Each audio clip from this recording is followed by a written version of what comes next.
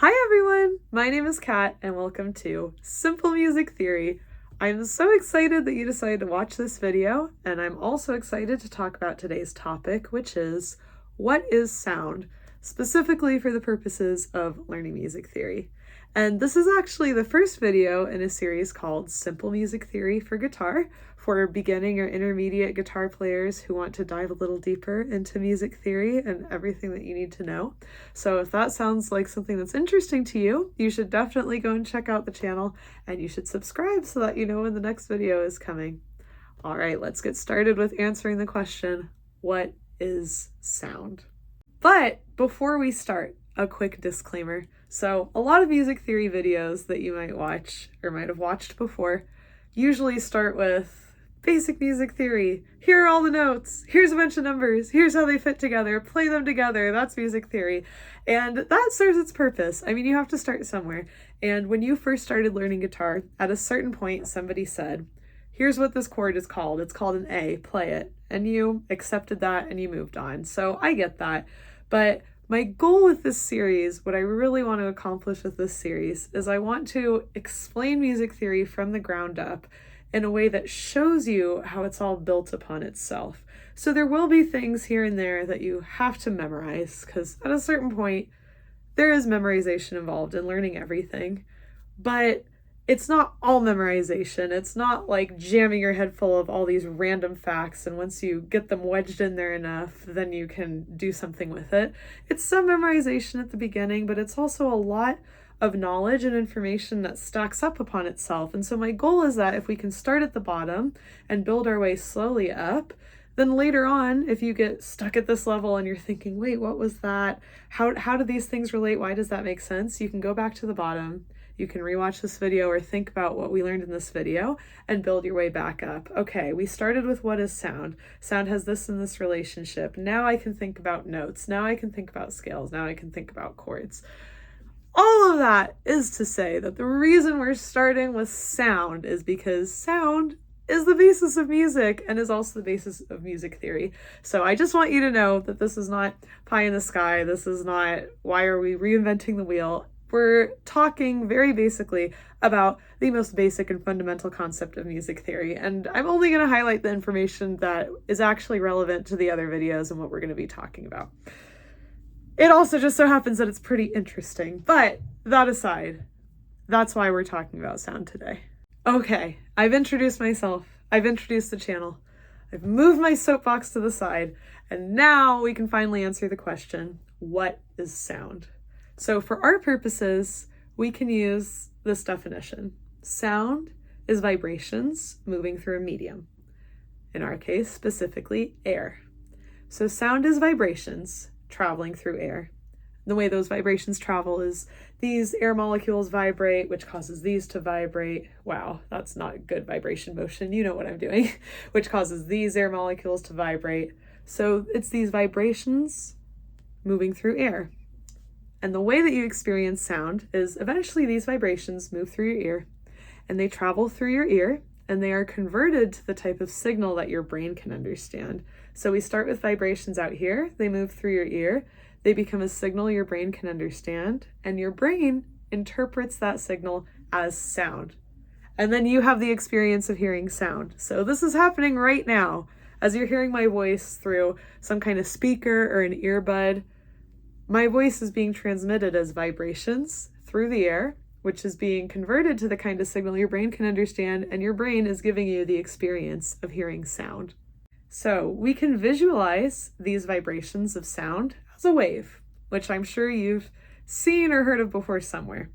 And there are properties of that wave that correlate to the properties of sound that your brain interprets.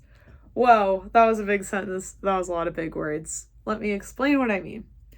Waves have a lot of different properties, and we're going to talk about two properties that correlate to your experience of sound. So one property of waves is amplitude.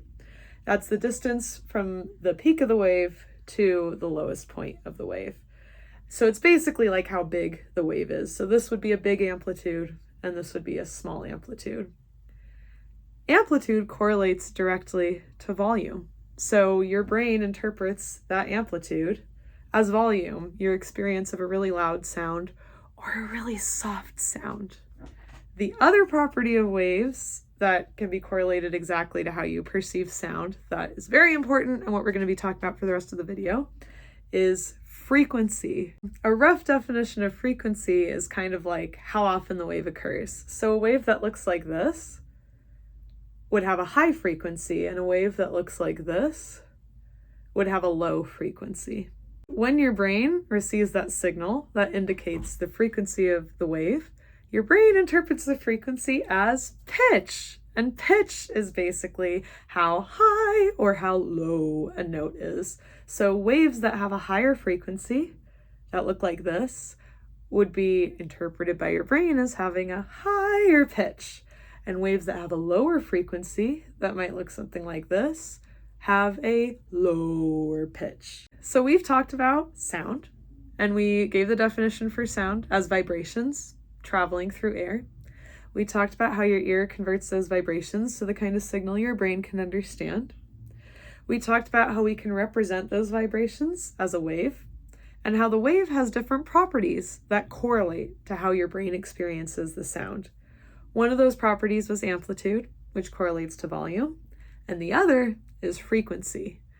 And higher frequency waves have a higher pitch, and lower frequency waves have a lower pitch. Great summary, but how does this relate to music theory and the notes? Well, that is what I'm going to tell you now, but we have to learn one more thing. So, of course, if you ever took a physics class, you know this for sure. Frequency, amplitude, all the other properties of waves we didn't talk about. Of course, they have actual numbers attached, and that is too much detail for our purposes, but there is one number we have to talk about so I can explain something really cool to you. The way that frequency is described is using units called hertz. So now the technical definition of hertz is the number of waveforms that occur in a second. Don't worry about that. It's too technical for our purposes. If you don't know what I just said, don't worry about it. Video is moving on. All that I want you to know is higher hertz numbers, higher pitch, lower hertz numbers, lower pitch. I told you at the beginning, during my whole little rant about music theory and depth and basics, that music theory describes actual mathematical relationships and actual physical phenomena that occur, and it's not all just arbitrary. This is an example of that. So let's say we have a wave with a given frequency, and let's just say it has 440 hertz. A physical phenomena that occurs, so interesting, is that if you take another wave, you double the hertz, so that means it has twice the frequency as the first wave. When that gets converted to a signal and your brain interprets that as sound, your brain will hear those two sounds as the same, but one is higher and one is lower. So if you have 440 hertz wave, your brain hears it a certain way. And if you double that to 880 hertz, 440 times 2, so you have a wave with twice the frequency, your brain hears that as the same pitch, but higher, and the first pitch was lower. It's your first time meeting my guitar. Let me show you what I mean. So you have a given pitch with a certain hertz value, and now I'm going to give you another pitch with a doubled hertz value.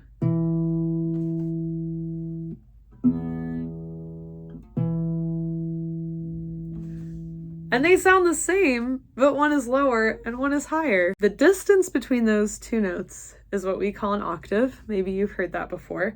But this is really important because this is an actual relationship that exists in the real world. Nobody made it up. The way that our brains are made, the way that sound travels, is that we hear these two notes anytime there's a ratio of 2 between the frequencies. We hear them as the same, but one's lower and one's higher. And the reason that is so important and why I wanted to make this whole video in the first place and why I wanted to explain that is that we have this real relationship between a lower note and a higher note. And then the question for all cultures, we're talking about Western music, but the question exists in all cultures, how are you going to break up the space between those two notes that we hear as the same? So other cultures had different answers and ended up with more notes. This series is about Western music, and so this is how, over time, over a lot of trial and error, I'm sure, lost to the annals of history, the notes that we have came to be because of this relationship that exists in hearing a note that sounds the same, that's lower and higher, and then deciding over time we have this real boundary.